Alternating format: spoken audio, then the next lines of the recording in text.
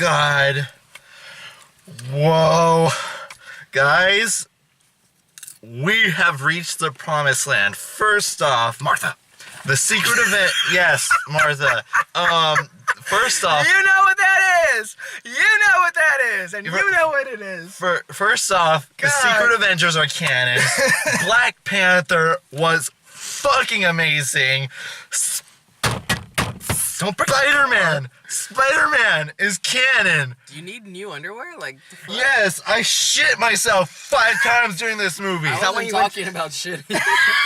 My God. Okay. If you guys can't tell already from that opening, we hated the movie. We saw Captain America. We saw Captain America: Civil War, and by the anonymous applause that was at the end of the movie, it was fucking spectacular. First off, you know what the Civil War thing is. You know, it's Iron Man and Captain America. They can't agree on the Sokovia Accords, and almost everybody except for Thor and Hulk were involved, and they put it together, and it was just an amazing film, an amazing time. Go out and see it. What do you guys? Okay, do you guys say go out and see it? If you don't see this movie and not end up like it, you are stupid. Okay. I mean, you don't have to see it, but then like, why go on living? Okay, you guys like the movie. I'm gonna go right to fucking spoilers, cause shit, man. Shit. Okay, first off, before... Do we need to take like a little 10-minute break for you to relax? No, this is keeping my energy. This will keep the thing going. First off, the fight at the end between Steve and Tony. Wow. Just wow. I thought the peak of this movie was going to be that airport sequence, which we'll get into later on. But man, that throwdown, and I mean a fucking throwdown. Yes. You have the Winter Soldier, yes. Iron Man, and Captain America, and then even more when it's Cap and Tony, when they're literally they're killing each other. Yeah. And that's something you didn't think ever that would happen. They don't hold back. This is a fucking Civil War. So the reason why they're at it like that is because Bucky is trying to. I mean, not Bucky. Steve is trying to protect Bucky because Iron Man just found out that Bucky is the reason why his parents are dead. The reason he killed them in cold blood. Yeah. I didn't think they were gonna show it all. They were showing. I was like, my God. Like, the thing is, I loved it because the opening didn't work for me because I wanted to see who did he kill, why did it happen. Oh, really? And then when it went back around and weaved into it, that is spectacular storytelling. Because let me tell you something. We all know from Winter Soldier, we saw that Steve and even Romanoff saw the Winter Soldier. Yeah. Not the Winter Soldier exactly, but that it was Hydra was behind killing the them. assassination of his parents. And that's something that I'm sure Cap was suspected that it was Winter Soldier, Bucky, and didn't tell him. And the thing is, what I love about that part is Cap made such a big deal in Age of Ultron about Tony keeping Ultron a secret and away from the rest of the team. Yeah. When this is something and then he's like, that's so hypocritical and all that stuff. And the way that the way that he said it, when he said, I don't care, when Steve was trying to, console Tony, he's like, I don't care, you killed my mom and all that stuff, and just the way that they were at it, and just okay, first off, the acting in this movie, oh my God, it was spectacular. I love the way that the drawn back Tony. I mean, This is not the asshole in Iron Man 1. This is a beaten down Tony Stark that you see in this movie. And let me ask Alexis about how he felt about Tony, because I remember you distinctly saying that Tony Stark in Iron Man 3 was your least favorite incarnation of him because he was like that. And this, he is far worse. Like, I will say this. Look, I enjoy Iron Man 3. I do. But Tony in that movie didn't really do it for me. I prefer the more playboy philanthropist Tony. But if Iron Man 3 was essential to get to where we are now, then I'm thankful for that. But let me say this. A lot of things happened in this movie that essentially, we'll say to you, stole the movie. What the fuck's going on? Anyway, Downey's acting as Tony. Imagine if it was bound to happen. Imagine if Ant-Man grew up. I didn't think it was gonna be this soon. Anyway, Downey, go on. As Tony. I want to say this. He, in a lot of ways, stole this movie. In a lot of ways, this is essentially Iron Man 4 too for his character. Yeah. I was just blown away. It's like, you think about Downey and how people always say, "Oh, there's only so many movies left you can do Tony Stark in Marvel movies." And I'm like, if he keeps doing this in every single movie, we keep getting a different Tony, a more emotionally driven movie Tony. I love it. What I love is that with each movie, it's not like he suddenly becomes a completely different person. No. Each arc in each movie weaves into the person that he becomes. Right. Iron Man played into this. Age of Ultron, The Avengers, Iron Man 3 played into this. Iron Man 2. Yeah. I think, surprisingly, The Incredible Hulk played into this somewhat. You know, every Marvel movie. Every single movie. I cannot express this enough. When I was watching the movie, beat for beat, I felt like I was reading a comic book, and I've never ever fucking felt like that when I was. What did this movie have and the others didn't? I don't know, but the way that it was paced, the dialogue, and the emotional, stakes about it, it felt like I was reading a comic book, and I've never ever felt that way with the comic book movie before. What's really interesting about this movie is I could see when Kevin Smith did say that this is the definitive comic book movie. Okay. I could now see that he was right, because all these other movies felt like movies, with comic book elements in it.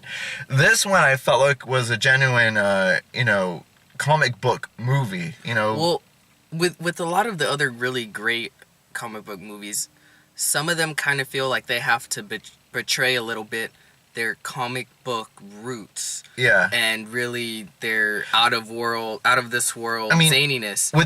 With the way this one does not at all. The way the Russo brothers shot this, it felt like it was all the different scenes felt like different panels of a comic book, and I really love. I'm a stickler for artistic direction and all that stuff, but I really love what the Russo brothers did to make you fully feel like you're that it's leaping off the pages of the book. Like there was this one scene when Tony and Steve were fighting at the end. When that blast right there, that was directly out of Civil War. Yeah. And that's true. I've seen that. Yeah. And just the way that it played out was freaking spectacular. Almost amazing. That's not funny. You know what? I'm really interested to see now is because with the Winter Soldier and even this film, it really feels very real world and grounded. So it's going to be interesting how they tackle space when it comes to Infinity War. The thing is, this movie, arguably more than any of the other Marvel movies, felt more real world because finally they're being put to the test. This movie is essentially about the Avengers being put responsible for the damage they leave behind, and I thought. The thing is, when we see Avengers and Winter Soldier and even Age of Ultron, we see the Avengers fighting. But what we don't see and what they saved brilliantly for this movie are people being killed. Yes. By any of the Avengers just flicking something away. Okay, the beginning, I don't know if you're going to say this. Wait, what, are we going to talk about Wanda? No. Yeah, okay, that's what I was going to say. When I saw, another great acting moment, was with Elizabeth Olsen, and when she threw the guy who was gonna when she was throwing crossbones, trying to deflect him from blowing up the entire town square, or killing Cap with him. Yeah. And then when she blew up that building, accidentally, the way that she broke down like that, my God, it was a heartbreaking, emotional moment. And you slowly but surely you're seeing, the downfall of, this once mighty team. I mean, let's go back to 2012 when we were sitting down and seeing, this, glorious, battle between, good, right versus evil in the first Avengers. And now you see them, fully on questioning their motives, and you see them, fully realizing, all this. I mean, this is kind of like a direct jab at, the Man of Steel isms and all the destruction that was brought on with that. This definitely did him. Let's not even go there. Yeah, I don't want to go there. Yeah, but this... I do want to say something concerning the villain. Because a lot of people... Baron von Zemo? Just Zemo. Yeah. A lot of people have been coming out saying, like, the villain's the worst part, he's the worst part, he's the worst part. I kind of liked him. I liked him too. I really kind of liked him. I'm not... Because you see him as a catalyst of the damage that the Avengers have done. Yeah, but the beauty of it is that he's not a straight up villain. He's not really a villain at all. He's just doing what he wants, justice in a way. He wants revenge, and his goal is to break up the Avengers because it was their fault. They were supposed to save his family, and his family died because of the Avengers. And at least his motivation was no joke. This is not funny. But his plan, like, at the end, like, they just assumed it was the same old. Some guy trying to take over the world, topple governments. And he's like, oh, is that what you expected? He's like, why would I want more of you running around? In fact, look, a lot of people, if the Avengers had actually happened, would actually support Zemo's plan, what he actually did, as a way of getting justice. And the beauty of it... And he tried to commit suicide. Like, yeah, but he won. He won. He did. How often does that happen? And the thing about this is that, it harkens back to what Vision said earlier in the movie. Catastrophe. When not just catastrophe, but although that was pretty good. When he said that, things are not going to stop, just because we're here. If anything, people are going to rise up to the challenge.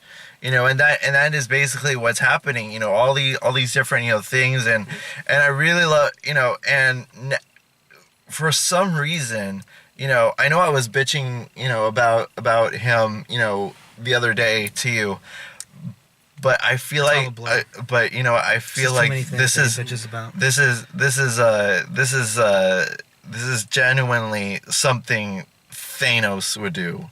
And I'm just looking at all this, and I'm sure somewhere in the world Thanos is kind of happy. Oh yeah. Yeah. So I'm like looking at this, and I'm like, damn, this is stellar. Marksmanship of what they're really, doing. I don't want to overstate this or understate it, but it's really important to consider that everything that the Marvel movies have been building up to this point, which took 8 years, essentially just blew up. And it's going to be interesting because if you look at the films going forward... They're not going to address the Avengers, hardly. Because you have Doctor Strange, Spider-Man, you have Guardians 3, and Black Panther. Oh, Black 2, I'm sorry, I'm getting ahead of myself. Black Panther. It's going to be a while, dude, before we even get any kind of follow-up to what the hell happened. Probably in Black Panther, maybe? There may be mentions here and there, but... Because now they're... Captain Marvel? No. But see, because now... The first Avengers... Ant-Man and the Wasp. No, Captain Marvel, Ant-Man and the Wasp. I can't remember which one. And then the Part 2 Avengers. So those are in between the Avengers. So I wonder how they're going to do Ant-Man and the Wasp because are we going to assume that that the Avengers followed Scarlet Witch, Falcon, as well as or is it safe? Hawkeye. Is it safe to say that they are in Wakanda? No. I think they're just underground hiding.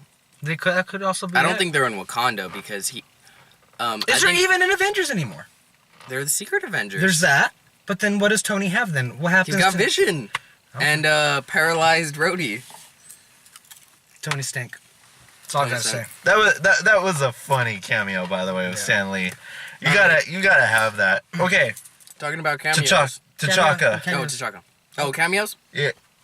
I don't care. Isn't it weird hearing Watson with an English with an American accent? Yes, it is freaking. But I assumed it was gonna be. It was the same thing with Doctor Strange. You know what? I want to see a scene in one of these movies where Martin Freeman and Benedict Cumberbatch are speaking together. He's definitely going to be in Black Panther. Yes. I can give you that. Yes, but I want to see Strange and Infinity War, man. Yeah. Oh, what were you gonna say? T'Chaka. Mm-hmm.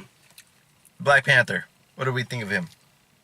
He would honestly perfection. Dude. I don't know how you could play his character any better. Dude, when he first, appeared like that, I was like, dude, this is freaking his presence mattered in this movie. He is Black Panther. He really is. And I give a lot of credence to Chadwick Boseman. The only thing I've ever seen of him was 42. And he was great in that. Yeah, and he was great in that. And then all of a sudden he's in this, and he's jumping from a big, into a big world. I really love what they did with them. I really love the eyes. I really love the design of the costume. Like the costume, everything about Black Panther was perfection. And to think that Ryan Coogler, who wrote and directed Creed, and also I believe he directed what was it called, that other movie with Michael B. Jordan? Fruitvale Station. Yeah. Oh my God! I can't wait to see. That guy is gonna be doing Black Panther. I am really stoked for that movie. Yeah, no, that's going to be really awesome to see. It is going to be really awesome. I think, just the way that he was acrobatic, the way he moved. It was got his own unique style. So you like cats? Yeah. So you like cats. That. Yes.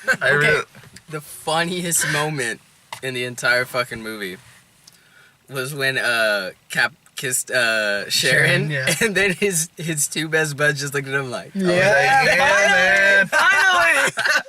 Well, that was Like, all of that's us. amazing. It was all of us. I mean, it took 8 years to finally get captive. Come out. Yeah. But I mean, and oh my God, Peggy's funeral. Yes, dude, I cried. His face when he was carrying her. Yeah. Oh my God. It was freaking. I'm pretty sure you cried. Yes, he did. I didn't want to. I held back. I mean, I want to. I didn't want to say anything, especially on this, because I knew this guy would have killed me. So, and I was too busy crying too. But it was, you don't see Haley Atwell anywhere near with this movie, but you feel her presence with this scene right here. Here's the thing I want to say. Look. Yes.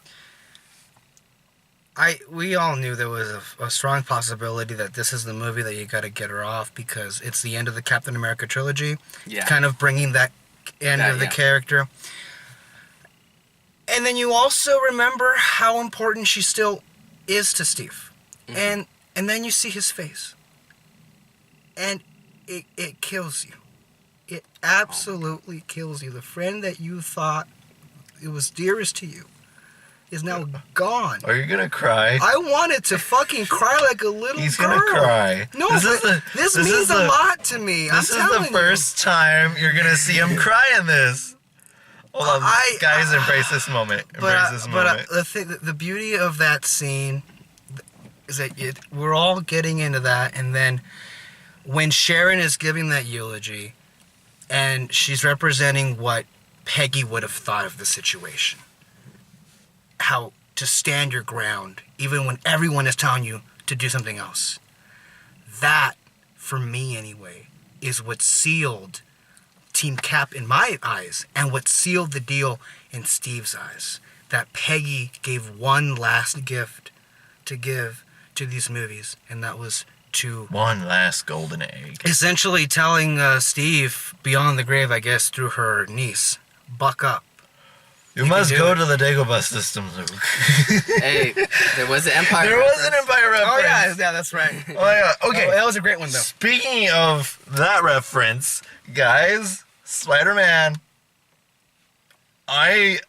There was a scene when, after the briefing, when they caught Bucky, for the first time, in the first round, and then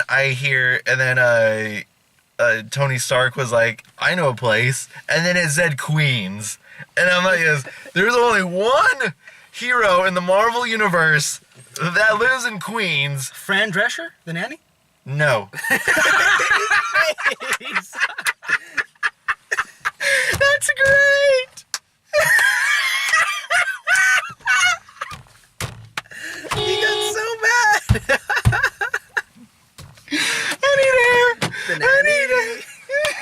That is a great show. I love The Nanny. Yeah. You know, I would watch it Nick and Night and then TV Oh Land. my It's god, just I would watch it all the time. Right. I just love The You Nanny. need it. If there's reruns, they still have them at TV Land. Yeah, I mean, that's a great show. I love it. Unlike The Voice, you know, which I hear is getting their lowest ratings. And can I just say, thank you. Thank you, Karma, for doing that.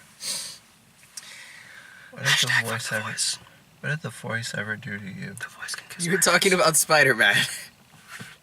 Kill The Voice. Spider-Man? What you guys think of him? Fuck you, Hillary. Oh my god, are you dead?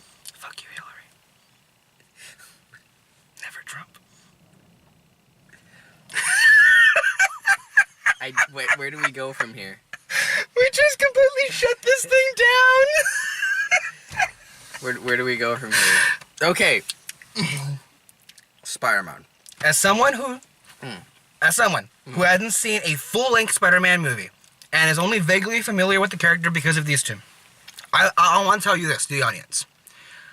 If I ever doubted Spider-Man being in this movie, you can shoot me because I was wrong. Can I do it now? I was wrong. Okay? Do you have a gun? I loved Damn. Spider-Man so much in this movie. I told this guy, can the new Spider-Man movie come out tomorrow so we can go out and see it?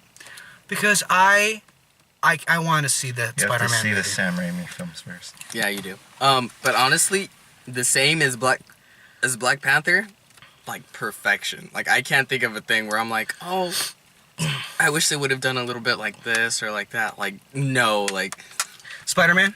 Spider-Man. Yeah. It's Spider-Man. It's perfect. I love it so much. I'm surprised there was no mention of an Uncle Ben or anything like that. Really? I didn't think they were going to go there again.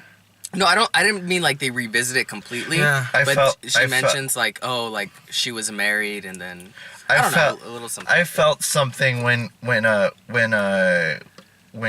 Peter was talking about not you. I know. When Peter was talking about how sticking up for the little guys. Yeah, and, I thought he was gonna mention something when like he that. when he was talking about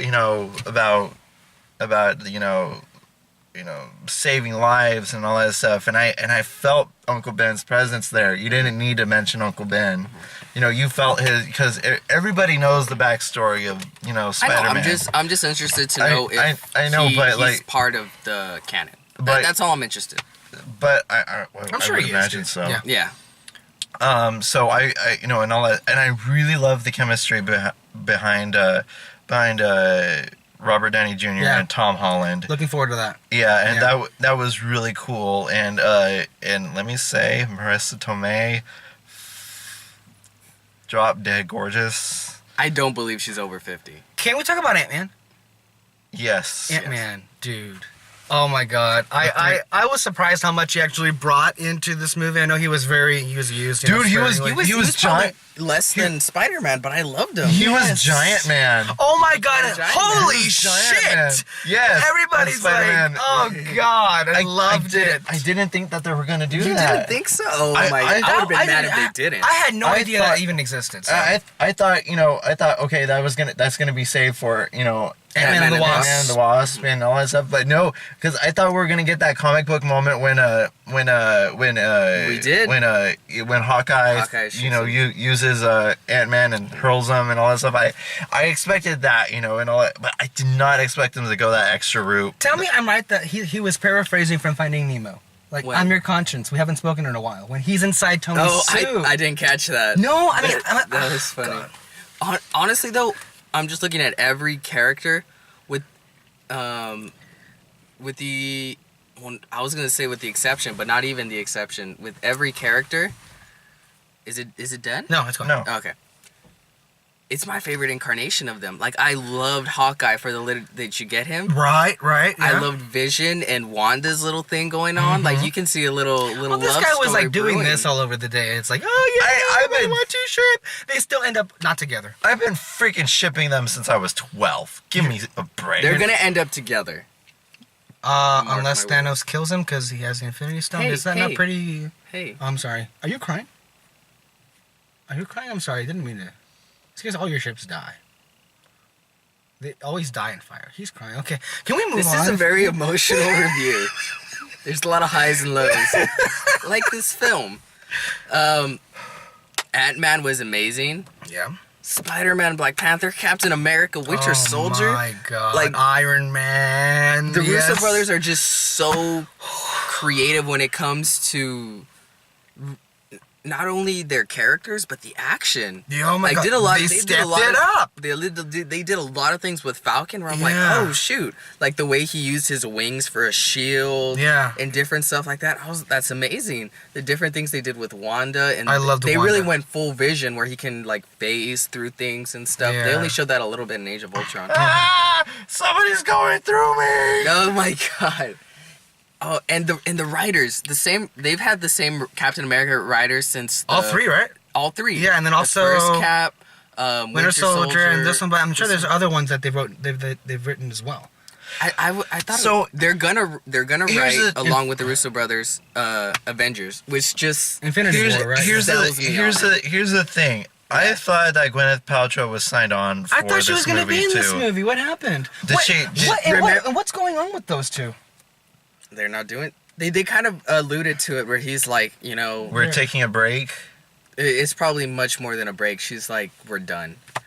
What happened? Is it just he kind of alluded to it? He's like he can't stop, and because he said like he went straight from, Iron Man 3 into everything, and it was too much for her, and he won't stop, because of his conscience. And it's is that your con? Huh? I'm your conscience. We haven't spoken around. But the beautiful thing too is just how, I don't know how Marvel does this, like 13 movies in, how beautifully they can weave everything in without having it feel so like complicated and overdone. Like everything with Ant-Man, like when he said, Pym was right, never trust a Stark. Yeah. Like just a little line like that, like it just. And it brought me back to Ant-Man and how it perfectly weaved. And then Tony said, "Who are you?" I know. It's just every character they have, like dozens by now of these Marvel superheroes that you care about each and every single one of them. I can't wait to see Paul Rudd and Chris Pratt interact. That's gonna be great. I can't wait for everybody to interact together. I mean, it's just. They've been talking about how, superhero fatigue and all that. Oh, I mean, bullshit! Bullshit! Watch this movie! Let's just look at the future of Marvel movies. The next, 9. Doctor Strange is bringing something new and incredible. They're bringing freaking magic. Black Guardians Panther, of the Galaxy, Captain Spider-Man, Marvel. Captain Marvel. None of these where I'm like, well, that one... It's been done before. Yeah. It's been done before, it's kind of redundant. No, all of them are new and interesting and I want to see. Yeah. Like Black Panther, he's a king of an entire nation and also a superhero. Spider-Man, he's in high school. I want to see more of Wakanda. Wakanda looked gorgeous. You did. You saw the Jungle Book. Ooby-doo. This is the one time Kyle doesn't sing because he hates you. Hit this, please. Don't leave me hanging. You want to.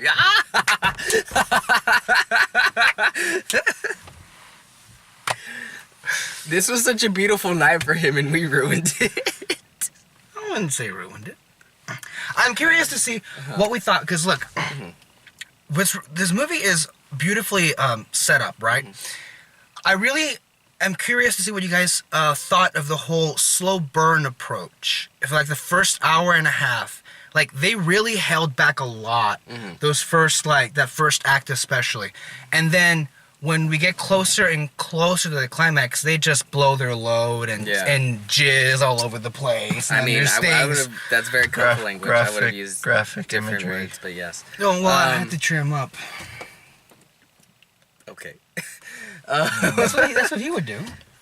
No, you don't. It's like you phrasing. don't. Do you hear the words? Okay. It's like you don't know me at all. All right, what do we feel the pacing of this movie and how it was a little bit slow in the beginning, but then none of it was unnecessary. Yeah, it felt like I was reading a comic book, because usually comic books have the the build up and then the climax, and that's so were people overhyping the airport hangar sequence?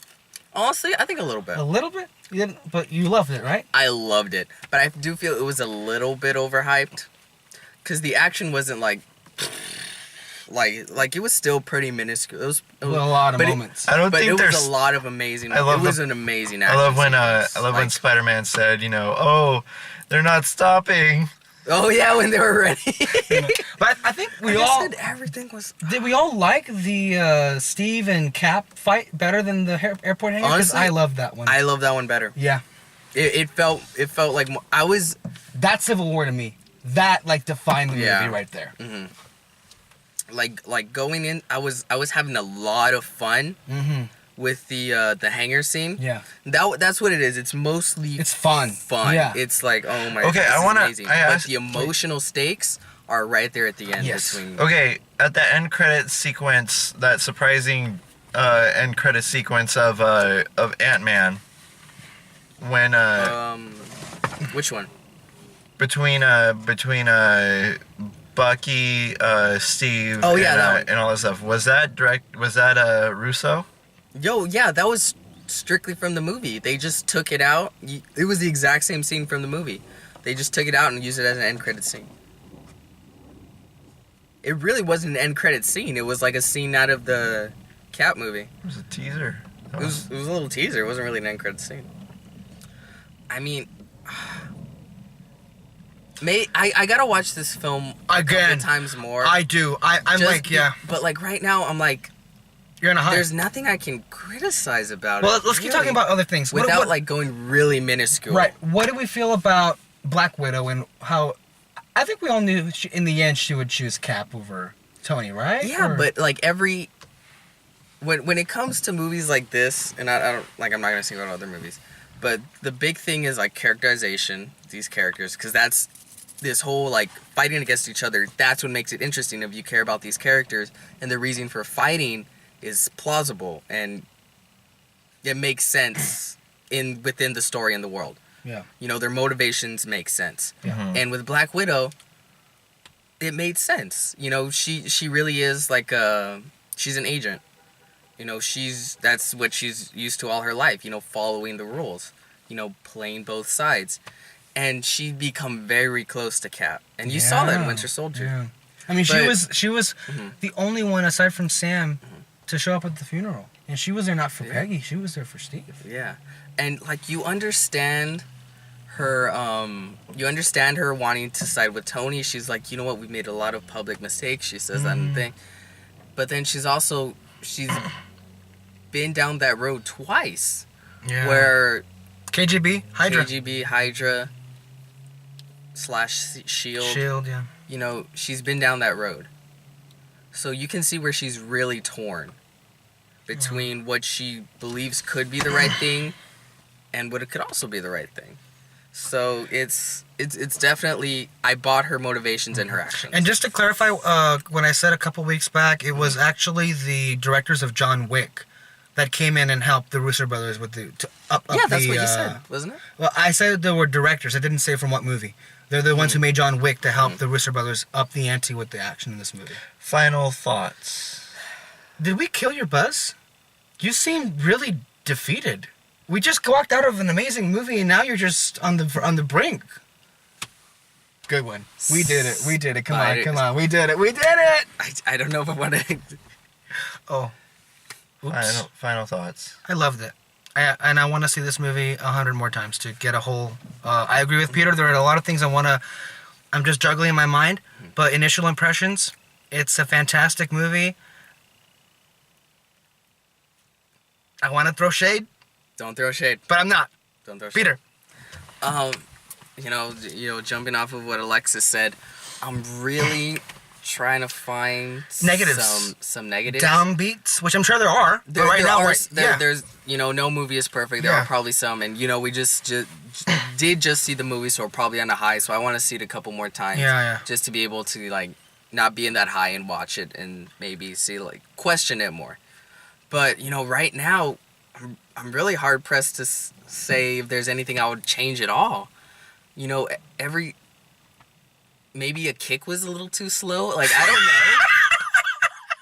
Okay, no, I got 2 complaints. All right, great.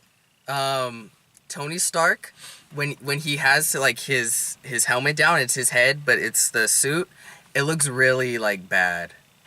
It looks like you could tell they just kind of like placed the suit around it. Like his head kind of moves, but the suit doesn't. I think they could have done that better. Okay. And also when they would jump from high places and land, it looked a little CGI. Okay. But that's about it. Like I'm gonna be honest, that's the worst the worst I could go as far as complaints. What I'm curious is though, just to wrap up your final thought, what about this movie makes this a better incarnation than the original comic book? Because you said that. I feel it is. What about because the original comic book is much grander. Like it's huge. It's the entire world of superheroes, and it really is really cool, and it's great like that. But I didn't feel it had the same emotional and cohesive gravitas. The gravitas. Yeah, and more characters acted out of character. I didn't want to say character twice, but yeah, they acted out of character. Like Tony Stark was much more villainous in the comic. Oh. Yeah, he took that would not have worked in the movie. Much too far. Yeah, that would not have worked in the movie. And in this one, I feel like the sides were much more equally balanced. Yeah. Although I did really like the ending to the... No, they really set this up well. There are moments where, like, okay, when it's the beginning, you're on Team Iron Man. But then when you get to the funeral scene, Team Cap. Depends on who you are, but it bounces back and forth. Great job. Take us away, host. I thought the movie was spectacular. I want to see more Black Panther. I want to see more of Spider-Man. I can't wait for Infinity War and what the Russo brothers have in store. Yeah. Any negatives?